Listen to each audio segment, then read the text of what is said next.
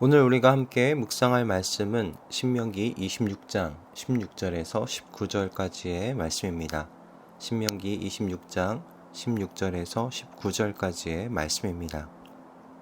오늘 주 당신들의 하나님이 이 규례와 법도를 지키라고 당신들에게 명령하시니 당신들은 마음을 다하고 목숨을 다하여 이 모든 계명을 지키십시오.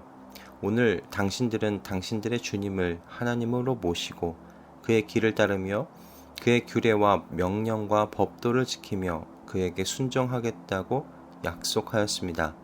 주님께서 당신들에게 약속하신 대로 오늘 당신들은 주님의 소중한 백성으로 받아들이고 그의 모든 명령을 다 지켜야 한다고 선언하셨습니다. 주님께서는 그가 지으신 모든 백성보다 당신들을 더욱 높이셔서 당신들이 칭찬을 받고 명예와 영광을 얻게 하시고 또 말씀하신 대로 당신들을 주 당신들의 하나님의 거룩한 백성이 되게 하실 것입니다. 아멘. 드디어 모세는 이스라엘에게 전해야 할 모든 규례와 법도를 다 전달했습니다. 모세는 그렇게 광야 2세대의 이스라엘 자녀들에게 하나님께서 전하게 하신 것을 다 전하고서 그들에게 전달받은 하나님의 규례와 법도를 반드시 지킬 것을 명령했습니다.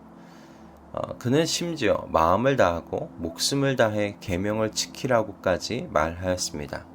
마음을 다하고 목숨을 다해 하나님께서 주신 계명을 지키라는 그 말씀은 그만큼이나 이 계명을 무겁게 받아들이라는 말씀이겠지요. 17절의 말씀을 보면 모세는 이스라엘 백성들에게 그들의 주님을 하나님으로 모시라고 말하고 있는데요. 개역개정에서는 하나님으로 인정하라고 번역하고 있습니다. 이는 그들이 받은 계명이 사람에 의해서 만들어진 계명을 받은 것이 아니라는 걸 기억해야 한다는 것입니다.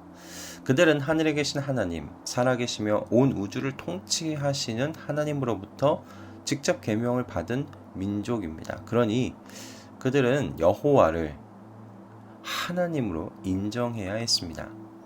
하나님을 모시고 사는 사람들 되는 것이 그러므로 이들에게 마땅한 일입니다.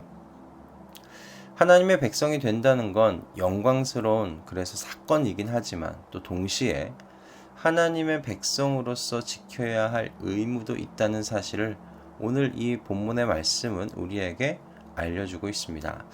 사람이 쉽게 빠지는 오류 중에 하나가 권리는 주장하지만 의무는 잊고 산다는 것인데요. 사람들은 하나님의 백성이 되어 누리는 것은 생각하는데요. 하나님의 백성이 되었기 때문에 반드시 지켜야 할 의무가 있다는 사실은 쉽게 잊는 것 같습니다. 하나님의 백성이 되었으니 하나님께서 약속하신 젖과 꿀이 흐르는 가나안 땅을 얻고 그곳에서 풍요하고 풍족한 삶을 사는 것이 권리라고 생각하는데 오늘 이 본문의 말씀은 하나님 백성 가지는 의무도 있다는 사실 분명하게 말해주고 있는 본문의 말씀입니다. 이스라엘의 하나님께서는 분명 하나님의 백성을 당신께서 지으신 모든 민족 위에 뛰어나게 하실 것이라고 말씀하셨습니다. 하나님께서는 하나님의 백성이 세상의 칭찬을 받고 명예와 영광을 얻도록 인도하실 것이라고 말씀하셨습니다.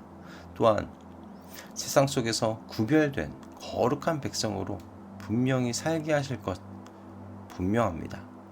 이 얼마나 가슴 뛰는 소망의 말씀입니까? 그런데 분명히 해야 할 것은 하나님께서 하나님의 백성에게 약속하신 것을 신실하게 지키시는 대로 하나님의 백성도 하나님께서 주신 모든 명령을 신실하게 지켜야 한다는 사실입니다. 18절의 말씀이죠. 여호와께서 당신들에게 약속하신 대로 오늘 당신들을 주님의 소중한 백성으로 받아들이고 그의 모든 명령을 다 지켜야 한다고 선언하셨습니다. 하나님께서는 하나님의 백성이 주님께서 전하신 규례와 법도를 다 지켜야 한다고 말씀하십니다. 그리고 그것이 하나님 백성의 의무입니다.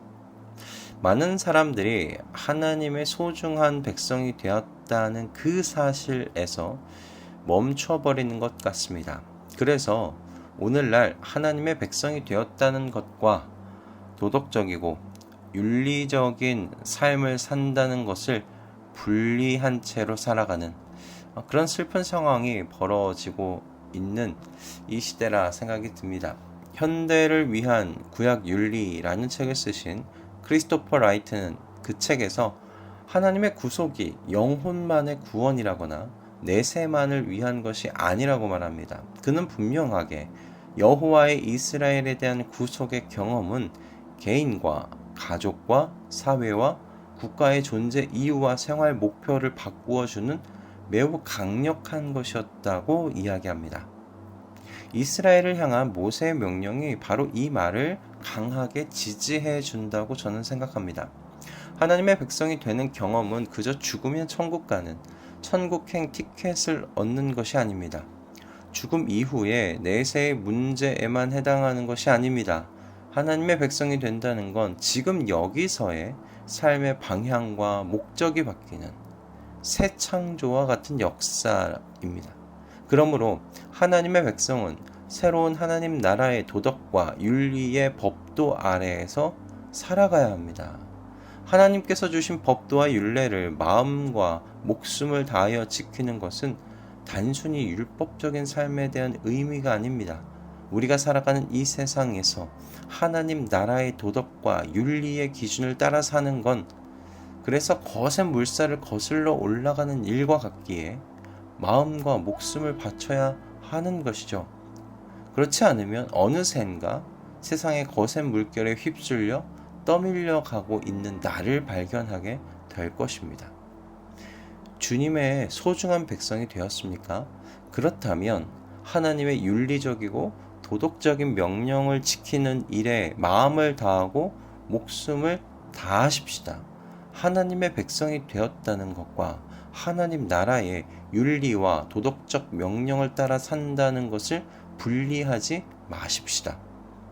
이것이 분리되었기 때문에 오늘날 세상이 교회를 보며 걱정하는 시대가 된 것이 아니겠습니까? 하나님의 백성이 되었다는 건 영원한 하나님 나라를 상속받았다는 의미이면서도 동시에 하나님 나라의 윤리와 도덕을 마음과 목숨을 다해 지키는 삶을 사는 사람이 되었다라는 의미입니다. 이 진리를 머리로 아는 것에서 멈춰서지 말고 삶에 실제로 새겨 놓아가는 저와 여러분이 되기를 바랍니다. 기도하겠습니다.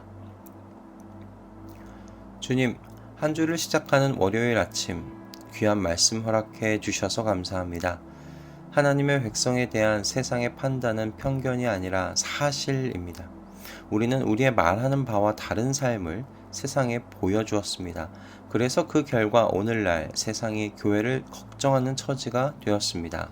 주님, 바라옵기는 오늘 들은 말씀대로 영원한 하나님 나라를 상속받았다는 것에서 멈춰서지 않고 하나님 나라의 윤리와 도덕을 마음을 다해 실천하며 사는 주님의 제자 되게 하여 주시옵소서.